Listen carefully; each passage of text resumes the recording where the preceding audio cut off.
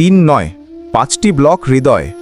জামাতে আমির ডাক্তার শফিকুর রহমানের তারপরও দেশের প্রতি আস্থা অটুট। আজ আমিরে জামায়াত ইউনাইটেড হাসপাতালে গিয়েছিলেন এনজিওগ্রাম করাতে। উদ্দেশ্য ছিল হার্টে রিং পরানো, কিন্তু রিপোর্ট দেখে চিকিৎসকরা জানালেন তার হার্টে রয়েছে 5টি ব্লক। খবর ছড়িয়ে পড়তেই প্রায় 100-র বেশি হৃদরোগ বিশেষজ্ঞ ও চিকিৎসক ছুটে আসেন হাসপাতালে। জরুরি ভিত্তিতে গঠিত হয় মেডিকেল বোর্ড। সিদ্ধান্ত হয় উন্নত চিকিৎসার জন্য তাকে সিঙ্গাপুরে পাঠানো হবে। কিন্তু তখনই তিনি যা বললেন তাতে স্তব্ধ সবাই। তিনি বললেন, আমি যদি চিকিৎসার জন্য বিদেশে যাই তবে সাধারণ মানুষের এদেশের চিকিৎসার ওপর থেকে আস্থা উঠে যাবে। আমি এদেশের ডাক্তারদের হাতেই চিকিৎসা নিতে চাই, ইনশাআল্লাহ। এই দেশপ্রেম, এই আত্মত্যাগ, এটাই তো একজন সত্যিকারের নেতার পরিচয়। আগামী শনিবার ইউনাইটেড হাসপাতালেই তার ওপেন হার্ট সার্জারি হওয়ার কথা রয়েছে।